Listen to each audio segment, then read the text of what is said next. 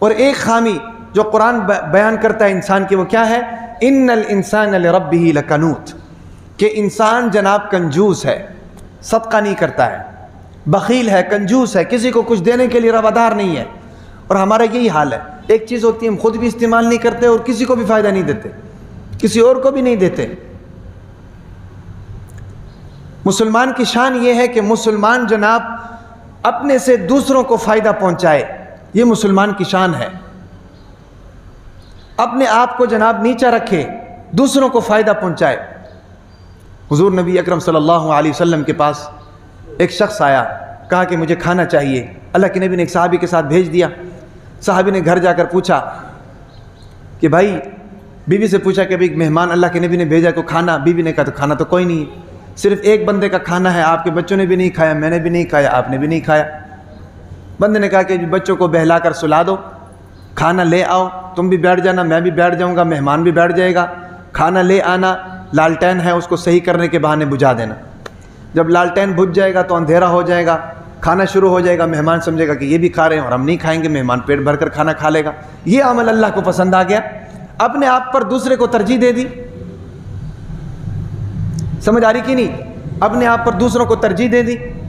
صبح جب اللہ کے نبی کے دربار میں حاضر ہوا تو اللہ کے نبی نے مسکرا کر استقبال کیا اور فرمایا کہ رات کو جو تو نے عمل کیا ہے وہ عمل اللہ کو اتنا پسند آ گیا کہ اللہ نے قرآن اتار دیا کہ میرے محبوب تمہارے یار ایسے ہیں کہ جو اپنے آپ پر دوسروں کو ترجیح دیتے ہیں، اور یہ مسلمان کی نشانی ہے۔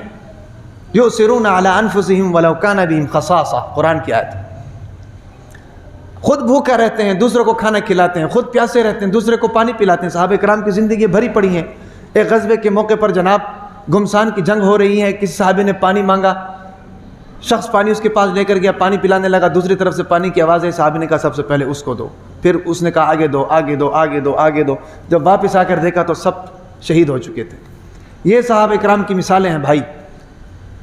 ایک صحابی کے گھر میں جناب سری آئی بکرے کی، اس نے کہا کہ جی میرے فلانے دوست کو ضرورت ہوگی، اس کے گھر میں دے دو، فلانے دوست کو۔ وہ گھوم گھوم کے اسی گھر میں آ گئی جس گھر سے نکلی تھی۔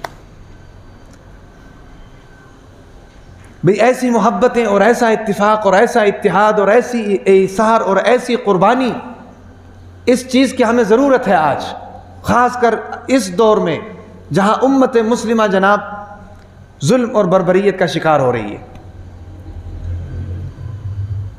اچھا لوا ہو، گھر نہیں لے کر گیا، آنا ہے؟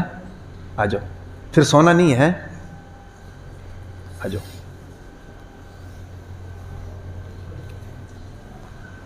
سونا نہیں، ٹھیک ہے۔ تو میں یہ بات کر رہا تھا کہ انسان کی ایک خامی قرآن نے جو بیان کی ہے وہ کیا ہے؟ ان الانسان لربہ لکنود، انسان کنجوس ہے، کنجوس۔ بھائی اللہ کے راستے میں دیا کرو، اللہ کے راستے میں دیا کرو، سخاوت کیا کرو۔ اللہ تعالی ہم سب کو اپنے راستے میں دینے کی توفیق عطا فرمائے، سخاوت کرنے کی توفیق عطا فرمائے۔ ایک اعرابی حضور نبی اکرم صلی اللہ علیہ وسلم کے پاس آیا اور کہا کہ جی حضرت مجھے ایک بکری چاہیے۔ حضور نبی اکرم صلی اللہ علیہ وسلم نے فرمایا ان دو پہاڑوں کے درمیان میں جتنی بکریاں ہیں سب لے جاؤ، ان دو پہاڑوں کے درمیان میں جتنی بکریاں ہیں سب لے جاؤ۔ وہ آدمی مسلمان ہوا، اپنے قبیلے میں گیا، قبیلے میں جا کر کہا کہ بھی سب کلمہ پڑھو، محمد ایسا شخص ہے کہ اگر وہ کچھ دے دے تو پھر فقر باقی نہیں رہتا، پھر غربت باقی نہیں رہتی ہے۔ یہ اخلاق پیدا کریں، اور یہ ایثار اور یہ قربانی ہمیں چاہیے کہ ہم پیدا کریں۔ سمجھ آ رہی کہ نہیں؟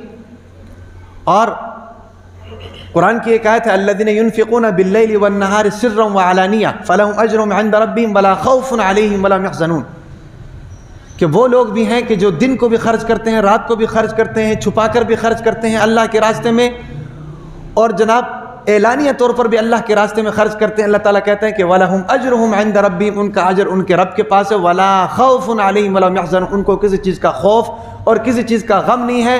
علماء کرام فرماتے ہیں کہ یہ آیت حضرت علی رضی اللہ تعالی عنہ کے متعلق نازل ہوئی تھی، کیونکہ حضرت علی کا معمول یہ تھا کہ 1 دینار دن کو خرچ کرتے تھے، 1 دینار رات کو خرچ کرتے تھے، 1 دینار چھپا کر اللہ کے راستے میں دیتے تھے، اور 1 دینار جناب اعلانیہ اللہ کے راستے میں دیتے تھے۔ ایک بات ذہن میں رکھو، صدقہ زیادہ ہو کم ہو اللہ کے لیے، 1 روپیہ صدقہ دو اپنی وسعت کے مطابق، لیکن دو اللہ کے لیے بھائی، ورنہ تو ہم سارے ایسے ہیں کہ جو جناب روزانہ بھی 1000 روپے دیں تو کوئی فرق نہیں پڑتا ہے۔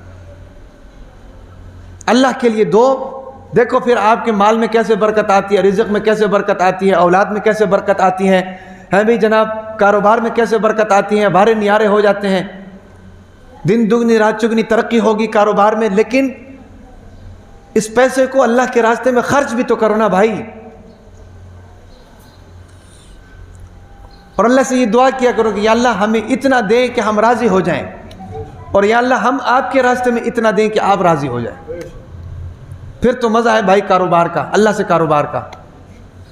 تو بتانے کا مقصد یہ ہے کہ یہ قرآن مجید نے جناب خامیاں بیان کی ہیں انسان کو بنا کر، اللہ نے قرآن مجید میں اس کے اندر خامیاں یہ خامیاں ہیں، ان خامیوں کو دور کر لو میرا قرب حاصل ہو جائے گا۔ مجھ تک پہنچنا ہے تو یہ خامیاں دور کر کے آؤ، کیوں میں ناقص چیز نہیں لیتا ہوں، کمزور چیز نہیں لیتا ہوں، عیبدار چیز نہیں لیتا ہوں۔ مجھے کوئی چیز دینی ہے تو ایسی چیز دو جو قیمتی ہو، صاف ستھری ہو، پاکیزہ ہو، اور وہ پاکیزہ کیسے ہوگی؟ جو خامیاں میں نے تمہیں بتائی ہیں جو تمہارے اندر موجود ہیں، ان خامیوں کو دور کر لو، ساری چیزیں پاک ہو جائیں گی، جسمانی طور پر بھی اور روحانی طور پر بھی۔